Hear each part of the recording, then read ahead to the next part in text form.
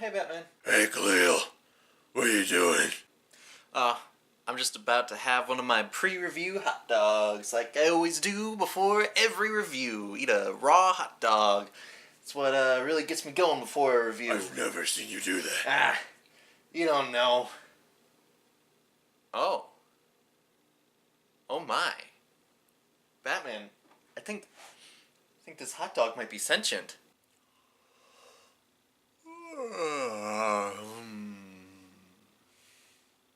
Oh, hi there. What is it? What do you have to say, little buddy? Fuck. Oh my God.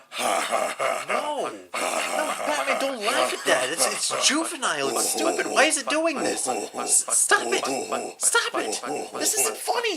Nobody thinks this is funny. 13-year-olds think this is funny. It's a hot dog cursing. Just stop, please, stop. You know, it's okay to have your own religious beliefs. Just don't force them on others. Oh,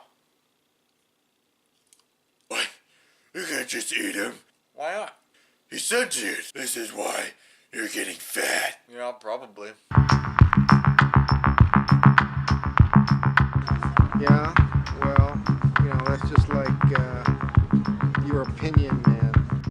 Sausage Party was directed by Greg Tiernan and Conrad Vernon, and it stars Seth Rogen and all his buddies. Why are you talking like that? I don't really have a script written out for this one, so I'm kind of just winging it. So I figure if I do like funny voices and like weird jokes, it'll make up for that. Oh, this is gonna be a mess. You should see my life.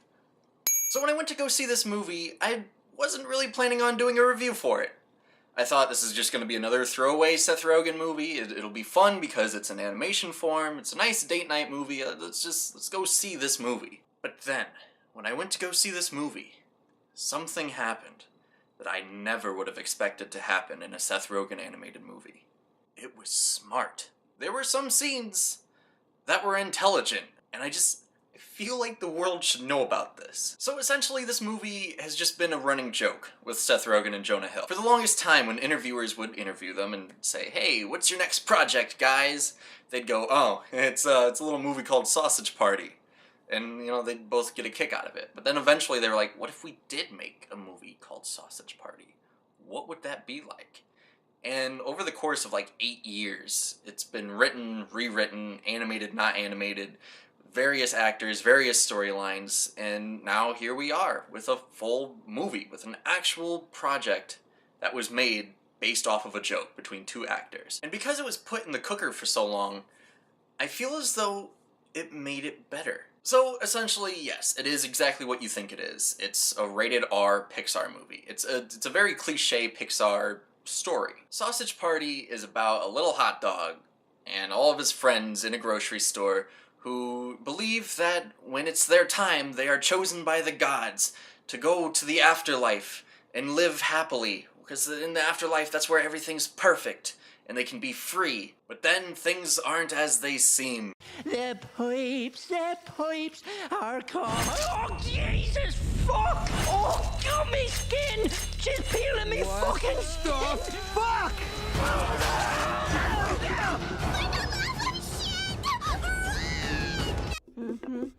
Oops.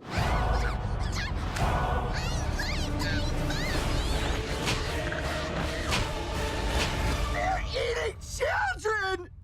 Fucking children! And the little hot dog has to figure out what exactly the afterlife is, and when he does, he needs to tell everyone that things are kind of really fucked up. So this movie could have very well been just a very juvenile, pot joke-filled, curse word-filled movie, which half of this movie kind of is. And I don't mean like half runtime, I mean like half the jokes in this movie are very juvenile, and a lot of the jokes are just like, hey, laugh at this hot dog, he's saying the word fuck. But then the other half is really deep. The whole afterlife, gods thing, questioning who you are, what the afterlife is, it's very existential, and it has a lot of like really deep cutting messages. This film definitely has a huge allegory on religion. And I don't mean like God. I don't mean it's bashing God. So don't go into this movie thinking, oh, Khalil said this movie's atheist, and it's just mean all the time, and all the hot dogs disagreeing with God. I don't want any of that. It's a huge message on just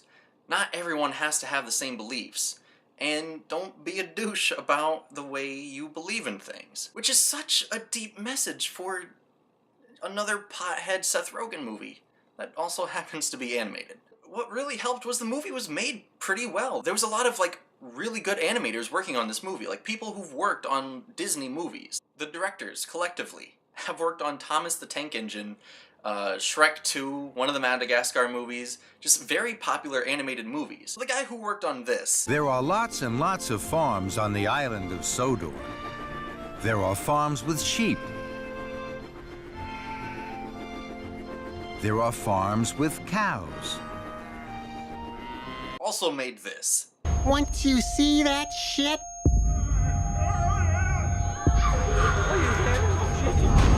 it'll fuck you up for life. The guy who did the score for this movie, who did the original music for Beauty and the Beast, Little Mermaid. Well, these are all people who like know what they're doing. These are all people who've worked in the field on like really good animated movies. And it's really nice to see these people get to branch out a little bit. And that's really freaking cool. And while I was watching this movie, it was very hit or miss with me, because there was a lot of jokes that were just so juvenile. It was just so juvenile. And the entire theater was uproariously laughing at it. Like, it was ridiculous. Like, some of the stupidest jokes in the movie got the biggest laughs. I saw it in a packed theater. And the crowd went nuts over the ridiculous jokes. But then, like, the really deep-cutting, like, really good, well-thought-out jokes wasn't as much. But my favorite thing about it is near the end, it calls everyone out on the ridiculous jokes. So it knows exactly what it is. So in a way that makes even the ridiculous jokes kind of smart. This film isn't super great, it's not extremely revolutionary, but there are some really deep messages in this film, and so I think you should see it for that alone. And granted, some of the jokes really got me. Like, some of the jokes I'm still laughing about. Also, the villain, he's played by Nick Kroll. And I don't want to give it away, because I feel like just the reveal of the villain, it's just, that's a solid villain. It was funny. Most of the scenes the villain was in were very funny. I liked this villain a whole lot. I liked this villain more than I liked most of the villains in the year of 2016, which is saying a lot for a rated R animated comedy about food. So I'm sorry this review isn't like as in-depth as I usually go with movies. I just didn't feel like it needed to be. I just felt like I needed to give you an idea of what this movie is. It's not your typical throwaway Seth Rogen movie. It's not just a pothead movie. There are some deep messages in it. So, I'm going to give Sausage Party a 7 out of 10. I mean, if you don't feel like going to see it in theaters, that's totally fine. Maybe rent it. Like, it's a definite rental movie. Like, I wouldn't mind seeing it again. I might rent it when it comes out. Thanks for sticking with us with Slacker Productions. I know not as many things have been coming out as we originally promised, but that's only because we're working on them. It's a lot more work than we originally thought, but I promise you, pretty soon we'll have a gaming video coming out. Pretty soon we'll have our first gaming video out. I'm halfway through writing my Ghostbusters editorial, which I'm very excited about. We're gonna kick Sony in the balls, man. So if you have any suggestions for the channel, please hit us up. Let us know. Come join the team if you want. You know, and give us some ideas. I'm open to a little bit of everything. I want this channel to be a channel for the people. By the people, for the people. I don't know what I'm doing with this. So stay tuned for some very big things coming up. I love you. Subscribe, like the video, share it, do whatever. And as always, Watch movies, my friend.